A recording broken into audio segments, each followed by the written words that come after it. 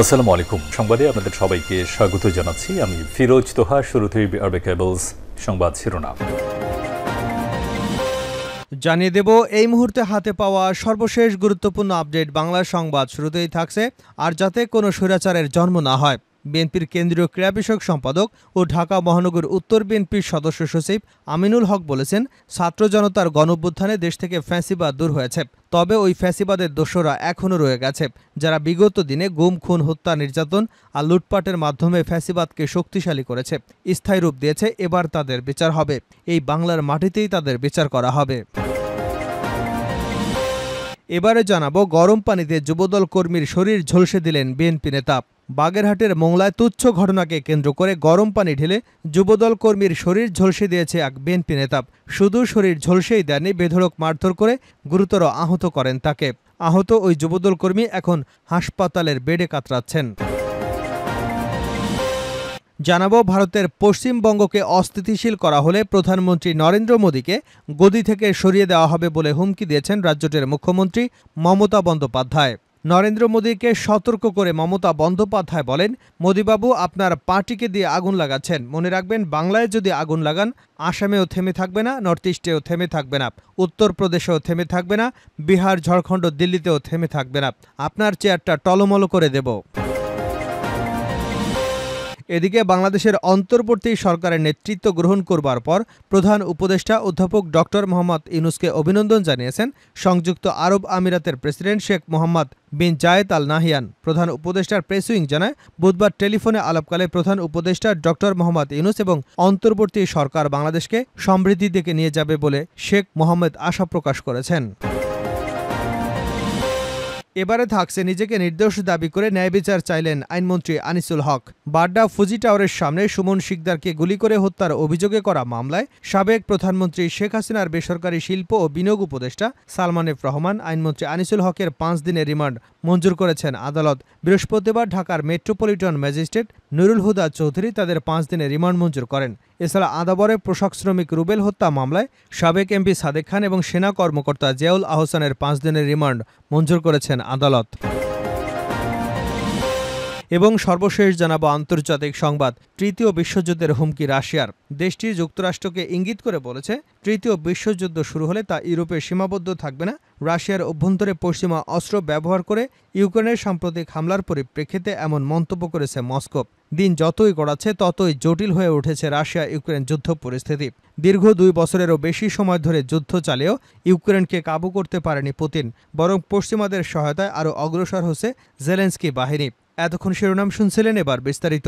প্রিয় দর্শক, আপনি যদি এই চ্যানেলে নতুন হয়ে থাকেন, ভিডিওটি দেখতে দেখতে চ্যানেলটি সাবস্ক্রাইব করে আমাদের সঙ্গে থাকুন। আর এই ভিডিও সম্পর্কে আপনি আপনার মূল্যবান মতামতটি কমেন্ট বক্সে জানিয়ে দিন। আর হ্যাঁ প্রিয় দর্শক, জানিয়ে দিন ভিডিওটি কোথা থেকে দেখছেন। আর যাতে কোনো স্বৈরাচারের জন্ম না হয়, আমিনুল হক। বিএনপির কেন্দ্রীয় ক্রীড়া বিষয়ক সম্পাদক ও ঢাকা মহানগর উত্তর বিএনপির সদস্য সচিব আমিনুল হক বলেছেন, ছাত্র জনতার গণঅভ্যুত্থানে দেশ থেকে ফ্যাসিবাদ দূরীভূত হয়েছে, তবে এই ফ্যাসিবাদের দোসররা এখনও রয়ে গেছে, যারা বিগত দিনে গুম, হত্যা, নির্যাতন আর লুটপাটের মাধ্যমে ফ্যাসিবাদকে শক্তিশালী করেছে, স্থায়ী রূপ দিয়েছে। এবার তাদের বিচার করতে হবে। এই বাংলার মাটিতে তাদের বিচার হবে। দুপুরে রাজধানীর উত্তরখানের দোবাদিয়ায় বৈষম্যবিরোধী ছাত্র জনতার গণ আন্দোলনে নিহত উত্তরখান থানার 44 নং ওয়ার্ড বিএনপি যুব বিষয়ক সম্পাদক জুবায়ের রহমানের পরিবারের সাথে দেখা করে আর্থিক সহায়তা প্রদানের সময় তিনি এসব কথা বলেন। বিএনপির ভারপ্রাপ্ত চেয়ারম্যান তারেক রহমানের নির্দেশে ঢাকা মহানগর উত্তর এলাকায় আহত নিহতদের পরিবারের পাশে দাঁড়ানোর কর্মসূচি পালন করা হচ্ছে। জাতীয় ফুটবল দলের সাবেক অধিনায়ক আমিনুল হক বলেন, ছাত্র জনতার আন্দোলনে যাদেরকে হত্যা করা হয়েছে, যারা আজকে ভিকটিম, যারা আজকে তার স্বজনদের হারিয়েছেন, তারা যেন বিচার পায় সেটুকু নিশ্চিত করা হবে। তারা যেন মুক্ত স্বাধীন দেশে সম্মানের সাথে থাকতে পারেন, তাদের যেন সকল অধিকারের সম্মানের সাথে বিবেচনা করা হয়, সেটা নিশ্চিত করা হবে। দেশে আর কোনো স্বৈরাচার দেখতে চায় না উল্লেখ করে আমিনুল হক বলেন, আমরা চাই বাংলাদেশে সুস্থধারা রাজনীতি, যাতে বাংলাদেশে আর কোনো স্বৈরাচারের জন্ম না হয়। আমরা চাই বাংলাদেশে গণতন্ত্র পুনরুদ্ধারে, দেশের জনগণের ভোটের অধিকার নিশ্চিতকরণ এবং একটা অবাধ ও সুষ্ঠু নির্বাচনের মাধ্যমে জনগণের সরকার প্রতিষ্ঠা হোক। যেই সরকার আসুক, এদেশের জনগণের কথা মতো চলবে। গরম পানিতে যুবদল কর্মীর শরীর ঝলসে দিলেন বিএনপি নেতা। বাগেরহাটের মোংলায় তুচ্ছ ঘটনায় গরম পানি ঢেলে যুবদল কর্মীর শরীর ঝলসে দিয়েছেন এক বিএনপি নেতা। শুধু তার শরীরই ঝলসে দেয়নি, বেধড়ক মারধর করে গুরুতর আহত করেন তাকে। আহত ওই যুবদল কর্মী এখন হাসপাতালে কাতরাচ্ছেন। প্রভাবশালী বিএনপি নেতার হুমকি ধুমকি এবং ভয়ভীতিতে থানায় অভিযোগ দিতে পারছে না আহতের পরিবার। বুধবার সন্ধ্যায় এ ঘটনা ঘটে। আহত যুবদল কর্মী রতন হাওলাদারের স্ত্রী তানিয়া বেগম জানান, উপজেলার মিঠাখালী ইউনিয়নের চটেরহাট বাজার সংলগ্ন দোয়ারিজারা এলাকায় যুবদল কর্মী রতন হাওলাদারের উপর বুধবার সন্ধ্যা 7:30টার দিকে অতর্কিত হামলা চালান সুন্দরবন ইউনিয়নের মাদুরপাল্টা এলাকার বিএনপি নেতা ফরিদ শেখ। এ সময় ফরিদ এবং তার ভাতিজা সুজন ও ভাই রিয়াজ খোনকারের বেড় এলাকার সবুরের চায়ের দোকানের চায়ের কেটলি এনে গরম পানি দিয়ে রতনের শরীর ঝলসে দেন। এতে রতন আর্তনাদ শুরু করলে তাকে বেধড়ক মারপিট করতে থাকেন ফরিদগং। নির্যাতনের এক পর্যায়ে রতন অজ্ঞান হয়ে পড়লে তারা মারধরে ক্ষান্ত হন। খবর পেয়ে তার পরিবার তাকে উদ্ধার করে উপজেলা স্বাস্থ্য কমপ্লেক্সে ভর্তি করান। বর্তমানে হাসপাতালের বেডে শুয়ে কাতরাছেন টাইলস মিস্ত্রি রতন। রতনের স্ত্রী তানিয়া জানান, ফরিদগংয়ের ভয়ে তারা থানায় অভিযোগও দিতে পারছে না। তিনি বলেন, আমার স্বামী বিএনপির এক পক্ষের সমর্থক এবং ফরিদগং অন্য আরেক পক্ষের সমর্থক। এই দলাদলি নিয়েই মূলত এই ঘটনা ঘটিয়েছে ফরিদগং। অভিযোগের বিষয়ে মোংলা উপজেলা বিএনপির সাবেক সহসাধারণ সম্পাদক ফরিদ শেখ বলেন, আমি, আমার ভাই এবং ভাতিজা কেউই রতনকে মারধর করিনি, স্থানীয় জনগণ তাকে মারধর করেছে। মোদিকে গদি থেকে সরিয়ে দেবার হুমকি মমতার। ভারতের পশ্চিমবঙ্গকে অস্থিতিশীল করা হলে প্রধানমন্ত্রী নরেন্দ্র মোদিকে গদি থেকে সরিয়ে দেওয়া হবে বলে হুমকি দিয়েছেন রাজ্যটির মুখ্যমন্ত্রী মমতা বন্দ্যোপাধ্যায়। আরজিকর হাসপাতালে এক নারী ইন্টার্ন চিকিৎসককে ধর্ষণ এবং হত্যার ঘটনায় উত্তপ্ত ভারতের পশ্চিমবঙ্গ। বুধবার রাজ্যটির 12 ঘণ্টার বাংলা বন্ধ কর্মসূচি পালন করেছে দেশটির ক্ষমতাসীন দল বিজেপি। এদিন কর্মসূচি পালন করতে আসা বিক্ষোভকারীদের সঙ্গে পুলিশের ধাওয়া পাল্টা ধাওয়ার ঘটনা ঘটেছে। এই খবর জানিয়েছে হিন্দুস্তান টাইমস। এ বিষয় নিয়ে কথা বলতে গিয়ে মমতা এই হুঁশিয়ারি দেন। মোদিকে সতর্ক করে মমতা বলেন, মোদিবাবু, আপনার পার্টিকে দিয়ে আগুন লাগাচ্ছেন। মনে রাখবেন, বাংলায় যদি আগুন লাগান, আসামেও থেমে থাকবে না, নর্থ ইস্টেও থেমে থাকবে না, উত্তরপ্রদেশেও থেমে থাকবে না, বিহার, ঝাড়খণ্ডে, দিল্লিও থেমে থাকবে না। আপনার চেয়ারটা টলমল করে দেব। মমতা বন্দ্যোপাধ্যায় বলেন, কেউ কেউ মনে করছেন এটা বাংলাদেশ। আমি বাংলাদেশকে ভালোবাসি।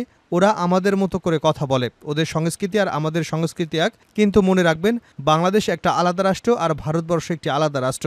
ভারতীয় সংবাদ মাধ্যম জানিয়েছে, আরজিকর হাসপাতালে নারী ইন্টার্ন চিকিৎসককে ধর্ষণ এবং হত্যাকাণ্ডের প্রতিবাদে পশ্চিমবঙ্গের সচিবালয় নবান্ন ঘেরাও কর্মসূচি দিয়েছিল ক্ষমতাসীন দল বিজেপি ও পশ্চিমবঙ্গ ছাত্র সমাজ। বুধবার রাজ্যটিতে 12 ঘণ্টার বাংলা বন্ধ কর্মসূচি পালন করেছে তারা।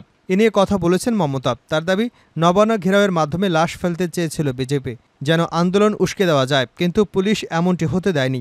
মমতা বলেন, গতকালও ওরা লাশ চেয়েছিল, কিন্তু সংযত ছিল, রক্ত দিয়েছে, ধৈর্য দেখিয়েছে, পুলিশকে স্যালুট। আরজিকর হাসপাতালে ধর্ষণের সঙ্গে জড়িতদের ফাঁসি ইস্যুতে মুখ্যমন্ত্রী বলেন, ধর্ষণ করলে একমাত্র শাস্তি ফাঁসি। রাজ্যের হাতে ক্ষমতা থাকলে মাত্র 7 দিনে ফাঁসি দিয়ে দিতাম। এ সময় তিনি আগামী সপ্তাহে বিধানসভার অধিবেশন ডেকে ধর্ষণ বিরোধী বিল পাশ করবেন বলেও জানিয়েছেন।